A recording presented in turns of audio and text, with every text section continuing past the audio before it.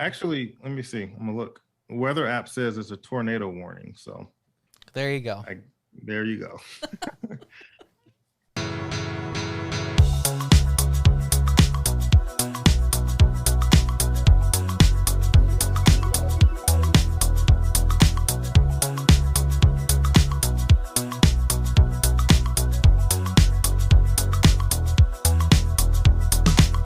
Welcome to Two Crazy Scoops Podcast with your hosts Ayo and Antino, ANA, and our special guest, Leah. So we'll stay tuned to see.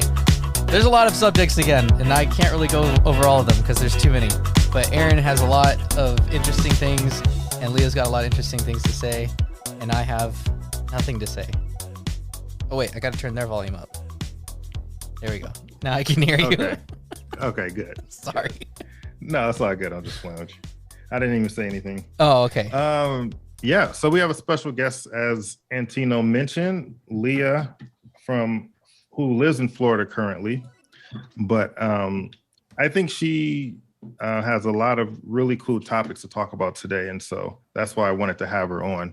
And we've been planning this for a while, so we're glad to finally have you.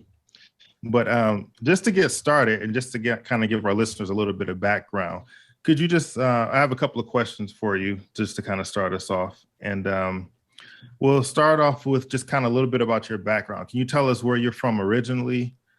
And then we'll kind of go from there. And an embarrassing story about Aaron, if you can. If you can sprinkle that in there. I have a lot of funny stories. So I guess my background, I was born in Connecticut, Danbury, Connecticut. So that's like probably the place, Connecticut's probably the state I lived in the most of my life. But I've lived in 3 different states, and and my parents my mom's American and my dad's was born in the Azores. So I have dual citizenship. But I grew up here. Yeah, but I grew up here. And by the way, you guys, before we really get into it, congratulations on getting to season 4. This is some professional dedication you have. I don't know how you've done it. We just have nothing else better to do. I'm like, Aaron, what do you want to do? We want to do something fun? He's like, we could podcast. I'm like, yeah, I guess. But to keep it going this long, it's really good. Oh, thanks. Thank you. We appreciate that. It's a lot of hard work and determination. And self-control. And self-control. Well. That's so true.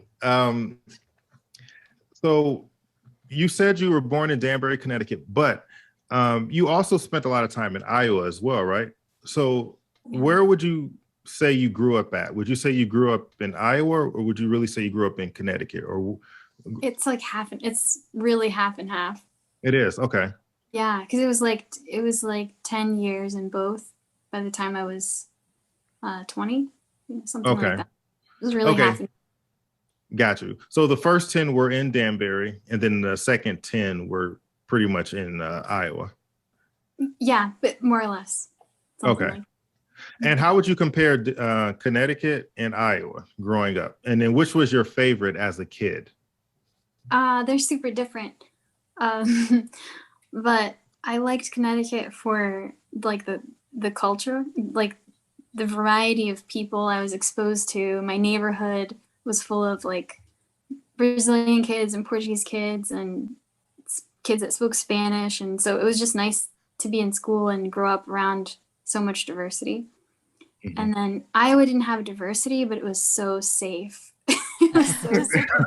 Like my bike was my car, and I just rode my bike everywhere and all day, and my parents never worried about me. So it was like kind of freeing in the sense that it was really safe. So it was kind of cool to grow up in both places. Nice. All right.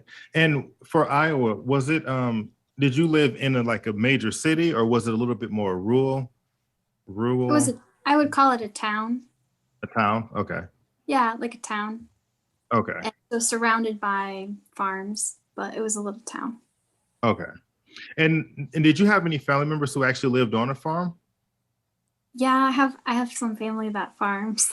That farm too? Okay, awesome. That just seems like that would be pretty cool, especially because my grandparents grew up on a farm in Missouri, and they always used to tell me these stories. And I still have family who live near the farms, and I think it would be pretty cool just to visit now. I think as a kid, I don't know if I would appreciate it as much, Oh, you but would.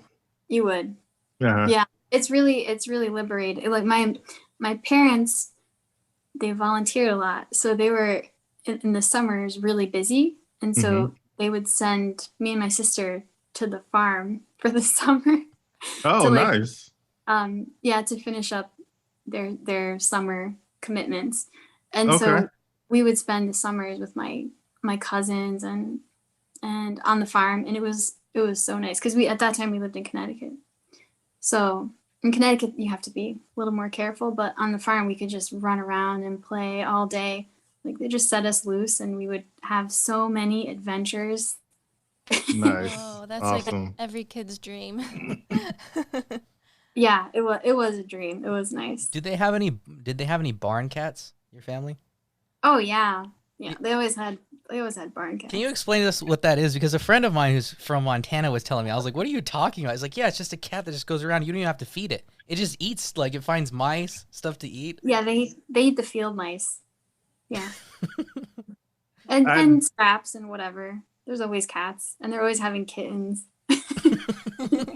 Now, that's actually new for me. I didn't know that. So I'm glad. That's a very good question. I didn't know. I just thought of a barn cat was just a cat that lived in a barn, but I still thought that people went out and actually dropped food off for it. But no, these cats fend for themselves. So it's like they're like the real deal. Yeah, the barn is for winter, like to keep them out of the cold more than anything. Got you. Okay. All right, cool. And you had mentioned earlier that your dad is from the Azores. And so that brings me to my next question. Growing up in the household, um, did you learn other languages? Like, did your dad speak Portuguese around you all when you all were growing up, or did you kind of learn it later as you got older? He did teach us Portuguese at home. He made an effort, but like our main language was English at home. And I'd hear him more like when he was speaking to family members. And then later in life, I ended up um, being really close and living very close with my grandmother. So it got a little bit easier that way. But Okay. I had to learn it. It wasn't, yeah, I wouldn't consider myself like one of the kids that grow up with two languages. I think I mostly had to learn it. Okay, got you. And so at this point, how many languages do you speak right now? I just speak Spanish, Portuguese, and English. Okay. So you speak three languages now. So how did you learn Spanish? Like, I what learned made you in want to learn school. Spanish? In Yeah, school, okay. I took it in school. It was the easiest thing actually because it's so close to Portuguese. Uh-huh. So it was pretty easy to take in school. Um, Was there anybody that you knew that spoke those languages and you didn't know it, but once you learned the language, your relationship changed because you could speak to them a little better? oh, I'd say once I got better with my Portuguese, it really helped me get to know my relatives way better. The ones that still only speak Portuguese. Yeah, definitely. That's it's a connection that kids can easily lose if they don't learn the language that their family speaks. It's hard though. What would you explain the differences though before you could speak it and then after? Like, would you feel like obviously your family's close, but would you feel like distant or I think it's more like I don't know how to explain it. On like a humor level, we get each other better, if that makes any yeah? sense. Like I'll say it in one language and it'll be like okay, but if I say it in Portuguese, everyone dies laughing. Like things like that. I guess I don't know on that level, that deeper like connection. And that's when you make connections, right? When you can laugh together about something. Yeah, that is really cool. I think humor is super important with relationships, and if you guys have like a similar sense of humor, it definitely it's more special. Yeah, Yeah, because it's something definitely. that's kind of motivated me to attempt to learn Spanish a little more. But I was wondering more so because I was thinking about that too. I was like, there's a lot of people that I know, but I don't really know them too well. Because I think even when you're a kid, like you grow up with your relatives and you know them, but then once you're older, you like understand them. So I was just thinking if that connection was the same, but Yeah, I agree. Yeah, don't you guys find that you're like still learning things about your family? I'm learning things. I'm like sometimes my dad's talking to my vavo, my grandma, and I'm like, I didn't know that happened, and it seems so big. yeah. Hmm. There's so many things that we don't know. We have to ask them while we still have them. Yeah. Yeah, so true. Now wait, I'm thinking about it now. Antino, you don't have any family who are closer to you as far as living here that only speak Spanish, do you? Um, no, but they did speak in Spanish to each other, like my grandparents did when my grandmother was alive. Hmm. They would speak in Spanish to each other, but I was very young, and the rest of my family does speak English very well. But I was more thinking of like Anna's family. They speak primarily Spanish, and I feel like if I learned it, maybe I could get to know them more. And then also a lot of friends I have in the area. I mean, even people who speak English very well, fluently. I feel like you just kind of understand someone a little differently if you speak their the language of their heart, as they say. Hmm. And I just think it'd be interesting to, like I said, meet people in that way. The same people sometimes too. Yeah, that's true. And it's so funny because everyone talked a little bit about humor earlier, and that's true because humor does. It's interesting how humor doesn't always translate. Even No. if you can speak the language, the culture humor is culture has a lot to do with humor. They tie in, so you can tell a joke in English and tell the same joke in Spanish or Portuguese or any other language, and they still may not get it. They may look at you kind of like you're a little crazy. So, so yeah, but I agree. I think when I started learning Portuguese, one of the first things I really wanted to do was understand people because they would laugh and joke around, and they would tell me a joke sometimes, and I'd be like, "Huh? Like what?" And then by the time they explain it and break it down for me, it's like they don't. It's like not even funny anymore. So, Do you but do you look at any? Because one time someone was showing me a Brazilian comedian, and I was trying to understand it. I didn't get anything out of it. But have you heard any Brazilian comedians? And if so, like, what have you heard? Like, what's the difference between like maybe an English one and a Brazilian one, if anything? are you talking about me? No, I'm talking, or you or Leah. I mean, you guys both Oh, speak Portuguese. We do have a uh, guest on air. you know, no, you know, I am not that good, so I don't know if I could if I could sit through a Brazilian comedian, but I don't think I would get it. Leah, I don't know Nope. about you. I've never attempted it, but I feel like I've known a few Brazilian comedians Oh, true, very true. without them knowing that they are. Brazilians have a really great sense of humor. Oh, but you know what? There was this YouTube channel that we used to watch, and it was like it was basically like it was a Portuguese YouTube channel, and they would like make jokes that only Portuguese people would understand. Do you remember that? Oh, the Portuguese kids? You're talking about the Yeah, Portuguese? yeah, the Portuguese Yeah, kids. Yeah, yeah, yeah. They're not Brazilian, but yes, they are hilarious and spot yeah. on. Only they were called the Portuguese kids, but now they're like probably 40. You're right. You're right. And they're Exactly. boring. My Yeah, sister's like, yeah, I don't know how long they can call themselves kids anymore because they're getting really old. yeah. They That were was really pretty. That was pretty funny. It's kind of hard to explain the show, but obviously it was a lot of cultural references, and so I was able to understand the cultural references being around the Portuguese for so long. But it was obviously there was a visual element to it as well, so it wasn't just listening to like comedy, but it was, certain expressions that they used, the accent that they would have. It was pretty good. Uh, we used to have a blast watching those videos. yeah, that's true. Now, growing up, did you listen to Portuguese music or watch any Portuguese films or anything too? Or Good question. Well, I didn't. So I grew up around Portuguese kids that were like here, like pretty much born here, because the Portuguese migration to Connecticut started before the Brazilian migration. Mhm. So in the 90s when I lived in Danbury, the Portuguese were a little bit more established and the kids were born here like me. But the Brazilian kids were still coming from Brazil. So I did watch like Brazilian like kids shows and listen to Brazilian music when I was a kid and eat Brazilian type snacks and things like that. more so I was more exposed to Brazilian like child culture than Portuguese culture. But later I got into Portuguese music and things like that. Gotcha. Cool. Yeah, I remember at some of the Portuguese parties, what I found out later is that a lot of the music they used to play at those parties was not necessarily maybe the music that they would play like it wasn't current music, if that makes any sense. Yeah. It was just songs that particular group of people from Portugal liked, particularly the older group. Yes. And yeah, it wasn't the young people Portuguese music, if that makes any sense. And so yeah, I remember playing some of those songs, and I remember you would translate some of the songs for me because I had no idea what they were saying. It just sounded good to me.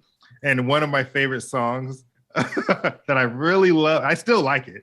It's when Leah translated it for me. It was basically it was a nationalistic song from Portugal that basically talked about how I don't know. Can you paraphrase it, Leah? Is that like you paraphrase the song? Oh my gosh. You know? Okay.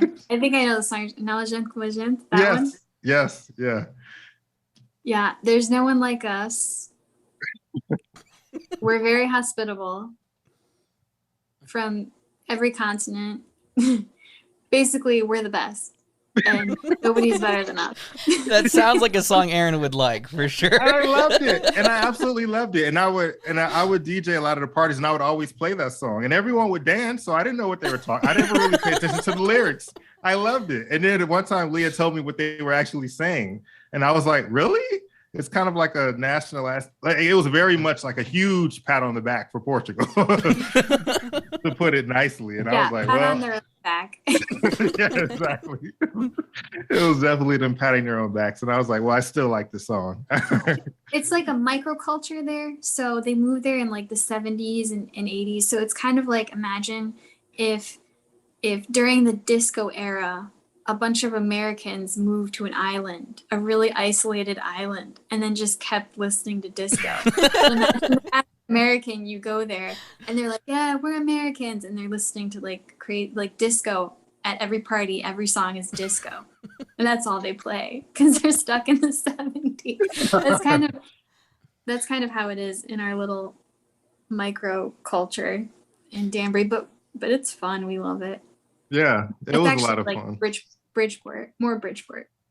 Yeah, it's funny you say that because that's a lot of the United States is like different cultures at different stages of assimilating into United States culture, which is interesting to me. Because like I said, my family's, they've been here for a long time. But it's interesting to hear your experience with that as they kind of all flow in. And of course, we can't talk about Portuguese and growing up in around the culture without asking you about the food. So this is a two-part question. First part is, what are some of your favorite Portuguese foods? Okay. Portuguese do fish really well. So they can't make a bad fish. They just can't. It's always good. Any kind of fish. I like sardinhas assadas, which are like the big sardines grilled. I think you've had that at my house, Aaron. Probably grossed you out big time. I know how I feel about the eyes looking back at you. No, that's true. No, that's completely true. But as far as the freshness and how the food actually, like how the fish tastes, it's amazing. I have a quick story, but I'll get into that in a second about that too. But no, you're right. It does gross me out the way it looks, but you know. It's pretty smelly, but I love grilled. I like any kind of fish that they make. They make any kind of seafood is really good. In the Azores, they're famous for their beef too, because they have lots of really happy cows there. And so they have really good dairy and beef, and it's like incidentally grass-fed and organic. So it tastes way different than here. And it's everything they do is just, olive oil, wine, Yeah. thick. Those are, you can't go wrong. Yeah, definitely. In fact, that's where I really started. That's where I learned to drink wine at, is really there, because I never was a huge wine drinker, but everyone made their wine in Bridgeport, and everyone from that generation, everyone was competing with their own wine. So I got used to it, and it was very good. For the most part, it was very good. For the most part, there was definitely some years where the batch wouldn't be that great. A couple with few exceptions, but it was Yeah. very, very good. But even the bad wine, you drink it and you get used to it, to the point now where I could pretty much drink any bottle of wine. It doesn't even matter. It's like I've had the best, I've had the worst. So he's got all his box wines up there in his cabinet. Yeah, exactly. It's like, even to this day, that's my drink of choice. Like if I'm gonna, have anything at home, it's wine. In fact, I have some wine. I have some. Actually, no, I just finished a port recently, but that's one of my favorite wines. Is port, which is a dessert wine, obviously from Portugal. Super sweet, but I love it. Let me see. So fish. There was another fish that was really common too, and I can't remember what it was called, but it was Huh? Bacalhau? Yes, exactly. Which is, if I remember right, I think that's cod, right? It's cod. Yes, it's cod. But the way they traditionally have it is that it's salted. It's salted cod. It's not fresh cod, and that makes a huge difference in the taste. So, yeah, but they do a lot of dishes with cod. It's kind of a delicacy there, so it's like I would imagine like special meals, holidays, things like that. I think that they serve cod because it's a little expensive. Yeah, and I remember going to some of the stores and just seeing it out. If you can just imagine going and seeing this cod that's just sitting in this big bucket of salt, basically, and it's room temperature. And it took me a second to get used to that, but I was aware that they did that. But it still took me a second to kind of get used to just seeing that, like just seeing fish just out. And Well, that's how they did it before they had ice, because they were sailing really far to get cod. Yeah. To bring it back fresh, they couldn't do it, so they salted it, and now it's like the only way that they eat it. And now I think you remove the salt before you eat it. Yeah, I think you have to soak it for a little while, right? In water. Yeah, 2 or 3 days. Yeah, just to get all the salt out, and then you cook it. But man, it was really good. And just kind of going back to your fish, the fish that you had mentioned earlier, some of the best fish I ever had actually was in Portugal, and it was served with the whole fish. And I think they've heard the story already, but it's fun to hear it again. It's the whole fish on the plate, and it looked.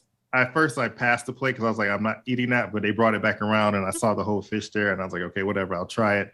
And it ended up being some of the best fish I ever had. So when I went back to Bridgeport and I saw them serving like the sardines and the grilled fish and everything, I would actually eat it then, even though it still was kind of weird looking at the whole fish on my plate, but the taste was really good. Like it was some of the best fish I ever had. So it was kind of like, well, if I can just get used to the fish looking back at me, I'm good. And things cooked on the bone tend to taste better, right? Exactly. So exactly. I think cooking it whole does something. Yeah. No, you're absolutely right. Absolutely right. Now, are there any Portuguese dishes that you personally like to make? And if so, could you give us like your recipe for whatever it may be, if you have one? I do. So I make fish in the oven. I don't know if it's so much a Portuguese dish as like a Portuguese way of making it, but I cut up lots of garlic, fresh parsley, olive oil, piri piri or pimenta moída, and I mix it in a bowl.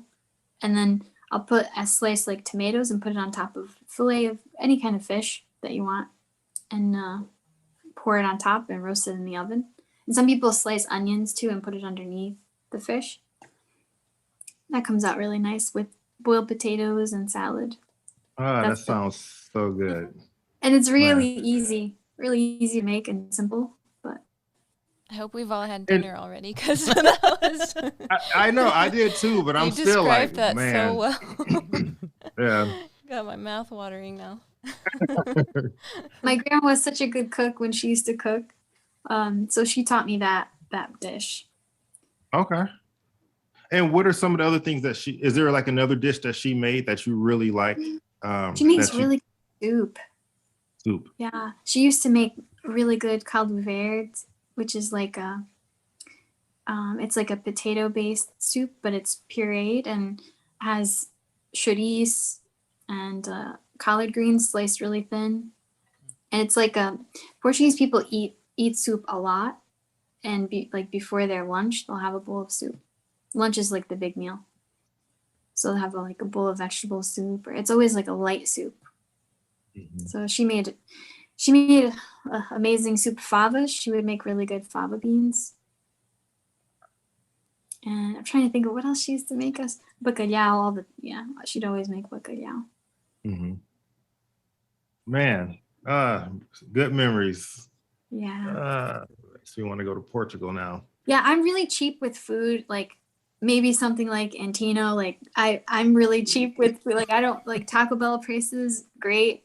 That's wonderful. I don't eat Taco Bell, but I hate paying for, like, I hate going to like a chain restaurant and getting a dry piece of chicken and paying $15. So that really hurts, but they can take my money at a good Portuguese restaurant. I will lay it down because it's worth it. It's so good. Yeah, that's there was some. Oh, I was gonna Go say that's how we are. Like, we'll get like sushi. That's our thing, is sushi. So we won't usually pay for much, but if it's sushi, we'll go for it. Yeah. Yeah, right. If it's worth it. I kind of feel like sushi is one of those things where you should pay more for it. Oh yeah, Definitely. Like you should pay for a high quality sushi. Well, 'cause that's one thing you don't want to. I'm gonna say it. The one at Fry's is pretty decent. It's like to-go sushi. At Fry's. Yeah, it is like $15 still, but it's pretty good. But that's not cheap sushi though. Even at Fry's. That's true. They make it like right there in front of you. Yeah, they still make it right there. It's fresh. You know, they got to keep their standards up pretty high. In fact, that's actually the sushi at Fry's is actually more expensive than the sushi at Whole Foods, believe it or not. Because Whole Foods used to sell it for like $12. I wouldn't recommend it. I wouldn't. I would go back in the kitchen. I would see them, and I'm like, no. The Whole I'm not. Foods sushi. Yeah. It was a separate company, so we had an outside company that used to make all the sushi in house. But I guess the only issue is that the management over the people wasn't the greatest, and so as a result, it bled into the food, for lack of a better expression. That's disgusting. I didn't mean it like fresh fish. Oh my god. But yeah. Anyways. I'm sorry. That was an interesting choice of words. But anyway, but yeah, so anyway, I remember when we used to go to Jersey, which I think we were not Newark. Was it Newark? No, it wasn't Newark, was it? Well, Ferry Street. Yeah, Jersey City. I think it's Newark. Yeah. Yeah. We used to go. They have a lot of Portuguese restaurants there, and it's funny because when we would go, I would never get a chance to try everything because I always stuck with the same thing, which was I would always order bife de portuguesa, and that was what I always. That's what I always ordered, and I never tried anything else. And so, which, if I remember correctly, it was basically a really nice slice of like steak. I guess it was a steak. And it had a fried egg on top, and it had like roasted potatoes that were like usually sliced or something around it. Usually they're fried with that dish. Fried. Yeah. Mhm. Yeah. Yeah. It Like was. either fries or like medallions fried. Yes. Yeah. Yeah. And it's in a wine sauce. That's in like a buttery wine sauce with a fried egg on top of the steak. Yes. It's phenomenal. It's really Yes. What's it called again? Yeah. Bife de Portuguese. Portuguesa. Wait, what? Go ahead, Aaron. No. You said it correctly. I don't even know what I said. Bifa portuguesa, or it could be bifa casa. It's beef. Beef is the, Beef house? Bife, Oh. beef. And so the house beef is usually made like that. Some people call it prego no prato, I think, too. And they call it different things. Yeah, but you can't go wrong with that either. You guys should have her on an episode where you do, because I know you guys have been talking about an episode where you do a cooking, which got kind of postponed because of the pandemic. But if you ever do that, Leah, you should be on that. They were going to do like a contest, like a cooking contest. I think that would be really cool to add something Portuguese in there. Someone taught us. Yeah, what was it? What do you make, Aaron? You make the pão de queijo, correct? Yeah, I can make pound de queijo. That wasn't a good Well, I thought it was good. I liked it. Yeah, but that's no, it is, but that's nothing compared to. That's like me saying I make macaroni and cheese out of a box. Yeah. Leah is the true cook here. No. That's why I was like, pound de queijo is nothing compared to like the meals that she can put together. So. Well, I liked it, Aaron. I enjoy it. I'm glad. Aaron's a great cook. Yeah, I learned a lot. I don't know. I've kind of gotten out of touch with it. I was just going to You're sharing show you. Yeah. I'm just going to show you a quick picture of Bife de Portuguesa. No, I'm already hungry. So these are just some stock photos, but usually when I would order it, it would kind of look, it would look like this, but the steak is perfect. You see like the little medallions and the wine sauce and everything. This is how it would usually like look. So, man, I love eggs and potatoes, and I can eat a steak as well. Yeah, exactly. Right. Just throw the steak in. It's really good. Really good. So, all right. And let me pull my notes back up. Okay. Oh yeah. Traveling. That's what I was going to ask you about next. So have you had a chance to go to Portugal? And if so, what was your experience like? Yeah, I've been to continental Portugal less than the Azores. The first time I went to the Azores, I was 5, and then I've been back a few times. Wait, can you tell everyone what is the Azores? Okay, the Azores, I believe it's 9 islands. It's an archipelago. I think that's the word. In the middle of the Atlantic. I won't even say it's off the coast of Portugal because it's really in the middle of the Atlantic. So the 2 major islands are, well, I can tell you the ones I can remember. San Miguel is the biggest. Terceira is big too because it actually has a military base there, U.S. military base. And then there's Pico, Faial, Horta, São Jorge, Santa Maria. I think I'm missing a few. Some of them are inhabited, some of them are not. The island my family's from is San Miguel. It's the biggest island, and it's really beautiful. When I was 5 years old, it was very different from now because the tourists have since discovered it from Europe. Oh. So No, I'm just no. No, it's perfect. Well, no, I just hate no, but I know what you mean though. When you have a nice, pristine, clean area, and then everyone and their mama find out about it, it's just like, oh no. Yeah. Everybody, their mama, their German cousins.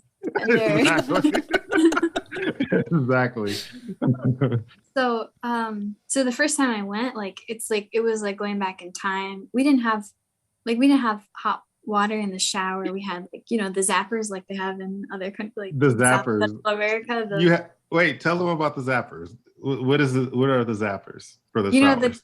The kind of shower where oh, like something's not working, you reach up, you get an electric shock. Oh no! It's actually heated as it's flowing. Yeah, can you imagine that? Isn't that like one of the craziest things you ever can imagine? You guys have seen that, right? Have either of you seen a heated? It's basically like she was saying, it's a heated shower head, but it's plugged in. Oh my goodness! It's electric. It's electric. Oh wow! Boogie boogie boogie. So the water is cold, but when it reaches the shower head has a heating element in it, and the shower head is plugged up, mind you. At least the ones that I've seen, they're plugged up.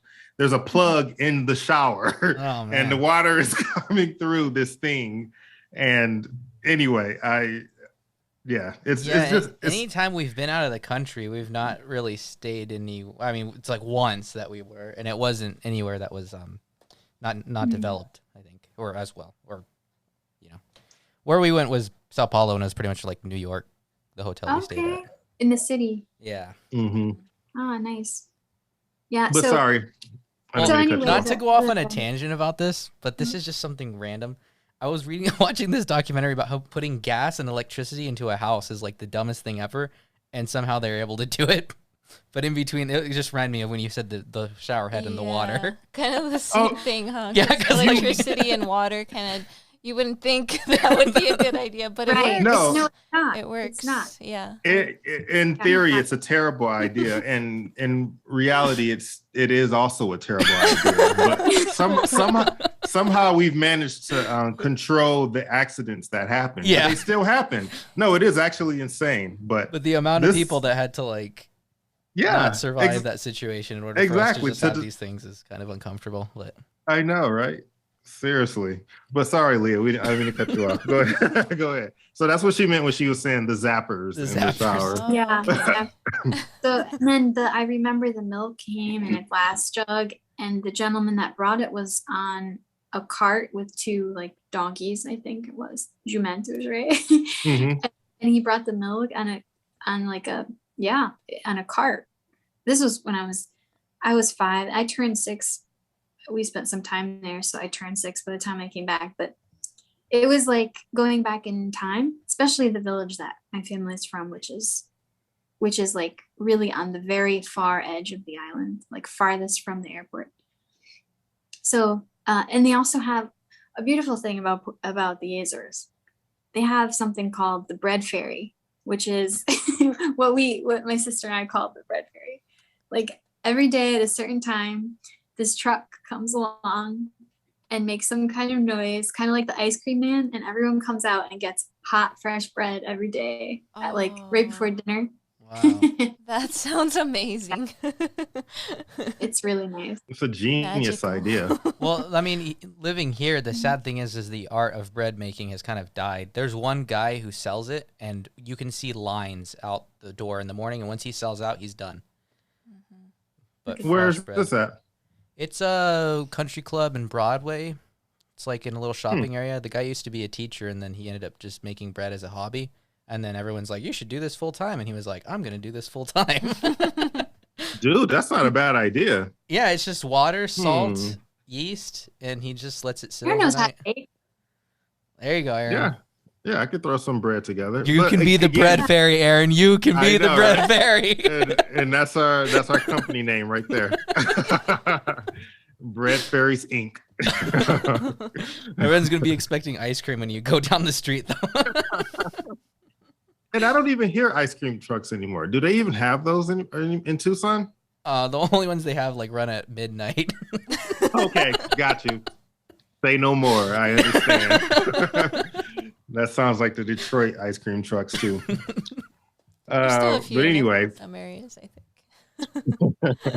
There is one that goes to Reed Park, and it'll park up there. I don't, because we used to go walking. It was just like a pink truck, but it was in the same spot all the time. You could just get ice cream if you wanted, but I think that's the last one I've seen. But it didn't go up and down the streets and stuff? No, I mean, it kind of parked in a area where a lot of people go where everybody was going to be at. Yeah. Okay. Yeah, see, when I was growing up, the ice cream truck would come down the street. They would drive up and down around our neighborhood. And so when you heard the music playing, that's when you would run it was loud enough so that you had time to go run to your parents, ask for money, and then hurry up and run outside before it passed your house. And I do remember a few times running outside with $1, chasing the truck down the street. I'm like, wait. Well, the ones here would sell the kids fireworks, and I told my parents they didn't believe me because all the kids at school would tell me. And then I guess they had got caught doing it, and then they had, like, I don't know if they arrested the guy or fined him, but he was just selling kids fireworks all the time. Yeah. Not that you want to follow that business idea, Aaron, but No, not at all. Anyway, sorry. But anyway, sidetracked. Right, we keep getting sidetracked. But back to Portugal. We're going back to Portugal though. So the bread fairy, and which sounds really good. To have the fresh bread from there. The cheeses that go with it they're phenomenally good. They're so good. They export a lot of their cheese to like the continent. So the Azores are famous for their cheese, especially from Azores Island. Is very well known. But their fresh cheese, like there was a friend of ours who her grandmother made fresh goat cheese every morning. She actually taught me and my sister how to make it. My sister and I went in 2009. We went back together, just me and her, and we lived there for a whole summer, a long summer. And so we got to stay with like some friends, different friends, like country cousins and city people, and like we got to know the life a little bit better, and the cheese was so good. It's gonna make me cry. What now? Could you describe like some of the cheese that you made, or like some of the goat cheese? Because we're not talking about like slices of American, that yellow square cheese. We ain't talking about that. Cheese whiz. Yeah. Or cheese whiz, which is not even cheese. What are we talking about? Okay, I'll just paint you a picture. So she goes out. She was so sweet. She's since passed away, but she would go out in the morning, milk the goats, which were in the backyard, bring the milk in, and then she would make the cheese, and then it would set overnight. It would I forget the correct term, but it would be turned into cheese by the next morning. And then every morning she would walk all the way to the village and sell her cheese for like €1 up. And then the form was like this big, maybe 3 inches across, and she'd sell for maybe like €1. Wow. Like really not very much money, but it takes a lot of milk, and it's a lot of work actually to make it. But it's not pasteurized. It's not like it would probably break some laws here, but it's so good. Well, it's funny because I remember at Whole Foods they would sell goat cheese, and it was very expensive. So the people who were buying that off of her for €1, they had it made, because that cheese is really good, especially when it's that fresh. Doesn't taste anything like the goat cheese we have here. Nothing. I know it's way soft. Have you ever had fresh cheese, like homemade cheese? Mm-mm. I haven't. I have. You have? From Mexico. Cheese from Mexico. Queso fresco. But I don't know if the taste would compare. It's less salty than queso fresco, and it's less gummy. It's more buttery. It's hard to explain, but it's unbelievable. And you can't get it here because you'd have to make it. Right. Yeah. And you'd also have to feed the animals like grass too, right? Right. Yeah, I mean, sorry. Oh, sorry. You can make it from milk here, but the milk's not quite the same. Mm-hmm. I don't really know much about this stuff, but a lot more than us. Yeah. It's really good if you ever get a chance to go. And the island is, of course, it's an island, so there's ocean all around, and it's volcanic, so there's beautiful mountains and crater lakes. So you can be on the top of a mountain and see to the north, you see ocean, to the south, you see ocean, and you can have this beautiful lake in front of you. Wow. And all this, it's very green and lush. And I have some pictures. Aaron's got a picture. Yes, visuals. Oh, wow. So I remember one time Leah described it as like almost like the hidden Hawaii, if not better. It probably is better than Hawaii, but these are some of the pictures. Beautiful. Yeah, so what we're looking at is lush mountain landscape with beautiful flowers and green water. Oh, and a crater. Yeah. Oh, wow. Yeah, and that's Look at that. Are green and some of them are blue, depending on, I guess it's like the algae, but it's natural. There's this like sister lakes. One of them is blue and one of them is green. And they've been like that always. And it's really beautiful. These lakes are created through like rainfall, or is there like Well, they're crater lakes. So what I understand, and I'm not a geologist, but what I understand is that a volcano rises, right? And then when it erupts, it collapses. So when it collapses, you have this very deep crater, right? Which fills with water over time. And then so you have like mountains surrounding a very deep lake. That's a crater lake that's formed due to volcanic activity. That's what I understand. Well, just based on some of these pictures, and I've never been, but definitely looks like a place that should be on my list to go. Yeah. Like next, like beautiful pictures. And we usually talk about the oh my goodness, the accents. What does the accent from the Azores sound like in Portuguese? And can you like do like the different ones? Can you show us what like because you know 3 of them, right? I would think most people don't know the one from the Azores, correct? Yeah, I could do it pretty good. I could tell you some expressions my grandmother says. She says, let's see.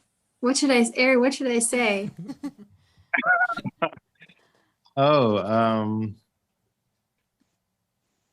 I hated it when people would do this to me too. They're like, "Oh, you're learning Portuguese." I'm like, "Yeah." They're like, "Say something." I'm like, I just never know what to say. "Hola." Like, that's Spanish. Well, could you do a quick demo of like how you would say it, like if you lived in Portugal versus the Azores?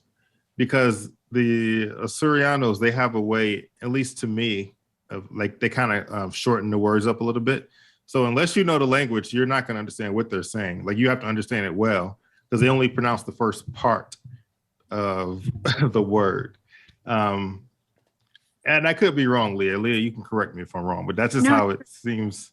No, you're 100% right. It seems to me because like when people would come straight from the Azores over to like Bridgeport to visit, you know, if it was family members or friends, you could tell everyone who wasn't from there, like the look on their face showed like this intense concentration because they were trying their best to understand what they were saying. Everyone was like, hmm? You have to listen really carefully to what they were saying.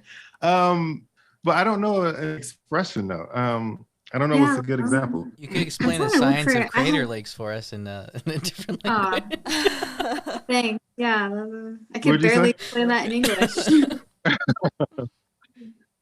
I'm looking for it. I have like a video of my cousin on here. He's from. Oh, I just found it. Hang on. You can talk amongst yourselves while I preview this. Okay. So, Aaron, how's the weather going here? It's terrible. It's terrible, as usual. My See. power got shut off for a while, and I was upset. I was like, I still have to pay my bill. You guys aren't even doing your job. Yeah, you know, it's funny. We only lost power just for like a split second, like a few times, maybe. Just for like a split second. Or everything would dim down, but nothing. No, yeah, it was. I don't think. Where we were at, it was really bad. I was like, and Leah's back. I'm back. Yeah, you can barely hear it. It's a really old recording of a recording. But okay, so let's see. What could I say? My vovó, she says these really funny expressions like she's very dramatic. She was a singer when she was younger. She was a fado singer. which is like the traditional Portuguese music. She's kind of a diva. I realized that, like, I'm trying to piece together how she's become this. Anyway, so she'll say like, oh, let's see. She'll say like if something hurts, or if I don't know, if she just wants to express something, she'll be like, "Sont pai." And do you understand what that means? Holy Father. Yeah. Sont pai. Or she'll say, "Isso é pureza de verdade." She says that a lot too. Like when she's exaggerating. Real truth? Like, yeah. Oh. Yeah. Isso é pureza de verdade. It's diga verdade. That's how she'll say. Because she exaggerates so much that she has to tell you she's not lying this time. What else does she say? She says some really funny stuff. Everything she puts at the end of her sentence, she says, na graça de Deus. So she'll say, vamos comer juntos na graça de Deus. Like everything's in the grace of God.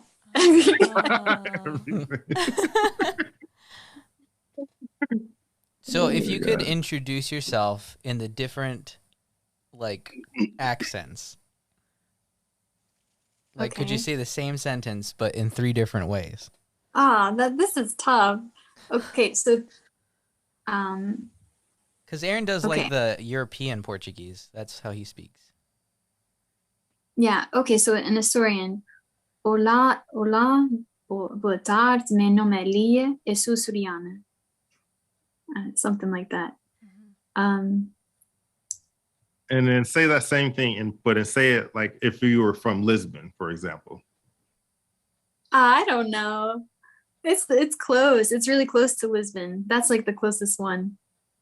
Olá, boa tarde, meu nome é Leah. It's a little clearer. It's less French, I guess. There's more French influence in the Azorian accent. And that's really a big difference, though. It's really a big difference to me. It's like it's very clear, whereas in the Azores, it's very, like I said, it's very short. It's almost like shortened. It's like very sharp and short, and it's like, I don't know. To me, it's like, let me say the first half of the word, and you fill in the blanks for the rest. Can you do a Brazilian accent? Menina, como é que você tá? Você tá bem? Oh man. I'm trying to think, you know what that reminded me of? I'm trying to think if there's any expressions that we can actually say that are different in the 2 languages. Like, is there any expressions or words that you can think of that are said in Portugal but are not said in Brazil, or vice versa? Well, there's like the straight up like swears that are swears in one place and not in the other kind of thing. Things that my bow says that you could never say in Brazil. Isn't it always great when your grandmother is like saying stuff that's like the most inappropriate to someone else? Yeah, just super inappropriate. So you mean like expressions? Yeah, either expressions or any words. Like what comes to my mind, I'm thinking of words like some simple things like train, for example. You know, the Brazilians say train, o trem, versus Portugal where they'll say o comboio, right? Comboio, or ônibus versus autocarro. Yeah. There's a few things like that. They're escaping my mind right now. But there's a few like, yeah, but it's understandable. It's like England to here. I'd say it's comparable. Things are spelled a little bit differently, and certain words are more like antiquated, not used here, and they are there. Yeah. Like, how do you feel about someone that spells the word honor with a U? You think snobby, right? That's what I do. No, I spell color like that on purpose. Color. You think pretentious, right? Or a joke, one or the other. No, it's pretentious. Trust me.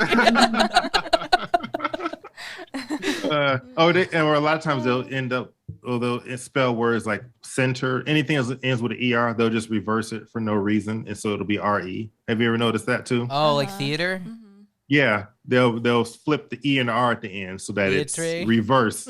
Yeah. But it's still pronounced theater for some reason. And I'm like, okay. Canadians do that a lot. Wait, we don't have any Canadian listeners, do we? Oh yeah, we do. Okay, well, like proper English for them. So that's why I thought of that, because my Canadian cousin, who's a Saurian too, she just sent me an invitation to her wedding, and it's like, we request the honor of your presence with you, and I was like, oh my goodness. But then I remembered, oh, that's just proper English for them. She's not being pretentious. Yeah, right. I always think those are funny though. It is. Languages is just the differences and I don't know. It's just to me, it's always a fun topic to discuss, and just how words can be so different in one place than the other. Mm-hmm. So to Brazilians, I think we sound pretty snobby. Like one day I said, this guy asked me, why do you speak Portuguese? He's Brazilian. And I said hi to him in Portuguese and his wife. And I said, meu pai é de Portugal. And he went, Portugal. Like he started mocking me. And I was like, so confused about the mockery, because I was like, what did I say? Apparently I said something like that sounded really snobby. Portugal, I guess the way I say it is snobby. No, I think I'm pretty sure he was just messing with you though, because no, he was like genuinely, he was messing with me, but it was like real mockery, like as if someone said tracksuit bottoms instead of sweatpants. It's like the way we look at someone, that's how he looked at me. And I was like, that's when it clicked. I realized Portuguese people to Brazilians sound like English people to us. Yeah. And I still don't understand why it's like a bad word over there. Yeah, we're going to cut that out, Aaron. And start. If you ever wondered why we cut stuff out, Leah, it's mostly me or Aaron. Well, I mean, we don't have any listeners from England, do we? We may. I don't know, Aaron. I don't know who's from where most of the time. Oh, my goodness. It's not bad to Canadians, right? No, I think it is, actually. Oh, it is? Yeah, I've heard. I have some Canadian friends, and they say it when they want to swear. Okay. Contextually, I think it is like they have some carryovers from England, like from, they have more English than we have. We've lost more than they have. They were under the crown longer, weren't they? True. Yeah. A lot longer. That makes sense. Yeah. So and I mean they're on the metric system too. Yeah. Everything is, yeah. Aaron's like, beep.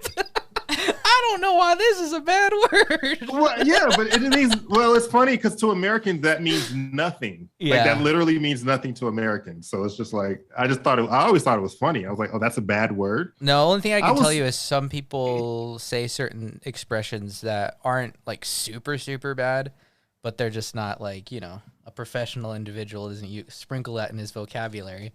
So I had to tell people, because like if they were from Mexico, maybe some of the words that we use in English, they don't think it's as bad, but it just doesn't look right. So I had to you just tell people sometimes, just so they don't go around offending a bunch of people. Yeah, not to say certain things. Yeah. Oh man, that's funny. Ah, yes, discussing curse words with Aaron. Episode 17. I know, right? That could really be a side episode. Like we could release one of those every other week. No, we couldn't, Aaron. Anyways, what were we talking about that we got here? Oh yeah, I know, languages. Right? Languages. But no, we talked about the Azores. So the Azores is definitely one of those places that's on my list, and I would love to go. Thank you for sharing those experiences with us too, Leah. We appreciate it. And hopefully our listeners got to hear something new. And I think when we release this episode, we can also include a few pictures of the Azores too, so people can actually see it on our Instagram. See some pictures, because it's a beautiful place, and the culture sounds amazing. And can I beat a dead horse real quick? Pardon the expression. I ask people this every time we encounter someone who speaks Portuguese, but can you just, before we leave, can you explain to us what saudade means to you, or saudade? Oh, that's a beautiful word. It's very unique. I think it's only in this language, and it's a combination to me. I think it's different for everyone, but to me, it's a combination of missing someone and longing to see them or longing to be with them. So it's more than just missing. But yeah, it's a very special word, and it's being adopted in other cultures. I listened to another podcast with the South African gentleman, and he loves that word. And he uses it too. So I think it's kind of spreading. Oh, no, that same word, or was it that word in his language? Saudades in Portuguese. Okay, so this is... He explained that there's no word for this in English. There's no word for this. So I'm going to use the Portuguese word. And he used it. And I was like, oh, that's interesting. Because how would we translate that? Is it kind of like longing? Is that kind of like what we would use to translate that? Yeah, I think was that like the closest way of saying it? Yeah, but I always like to ask people that, because they do have a very like intense relationship with that word, I think, in a way that I don't really think, if someone told me a word, I would be like, oh yeah. They'd more have to like put words together for me in order to feel that way, I think. I don't know if that makes any sense, but yeah, it's a void in your heart. It's something like that. It's like, it's a cavernous void. And it's like love with no direction. I don't know. There's some, saudades has a lot of facets, and there's a lot of songs about it, a lot of Portuguese songs about it. Some fado singers sing about it too. Mm-hmm. Well, thanks for sharing that with us. That was a good question. Yeah, I love how you describe things. Even when you were like describing the food, describing the places, you have a really good way of drawing a picture for us mentally. I like that. Thanks, You Anna. absolutely. You guys this is a really cool podcast. I have to tell you guys that I didn't start listening to it. Can I tell them, Mary? I didn't start listening. Of course. We're completely honest in this podcast. Go ahead. So working from home was really new for me when the pandemic started. And I was like, oh, this is great. It's so quiet, so peaceful. And then you know how like the isolation just kind of like just, you're okay, then you're not. Mm-hmm. And you need to hear a conversation. So Aaron mentioned the podcast, and I started listening to it during the pandemic. And it's just been so nice to hear conversations like with real people about real things, and little things, big and small and silly, and like stuff I never thought about before. And so it's been a really cool podcast. I've been following you guys since the pandemic started. Thanks. Yeah, we've been having fun doing it, and that's what I like the most about it. Because what we were saying about the whole isolation thing, me and Aaron were trying to figure out like what can we do, because we were like trying to put it together, and then thankfully things came together, and people have been willing to let us record them. So thanks for being on the episode as well. It keeps a nice flow of different individuals. Honored with a U. And we're ending it. That should be the name of the episode. Yeah. Honored with a U. Sheesh. Yeah. Well, thank you so much for having us. Thank you so much for being a guest on our show, and thank you for listening. We really appreciate that support too, and we would love to have you back. And maybe we can convince Raquel. Maybe after she hears this, get your sister on. Maybe we can convince her to come on as well, and then she can tell us some story. Maybe she can tell us some stories about you when you were growing up, Leah. I'm sure she has some she would love to share. Oh, man. Well, this has been Two Crazy Scoops Podcast with your hosts, Ao, Antino, and A&A. Stay tuned next week, or thanks for joining us, and we'll see you next time. I have no idea what's coming up next, so the schedule's kind of a little wonky right now, so enjoy.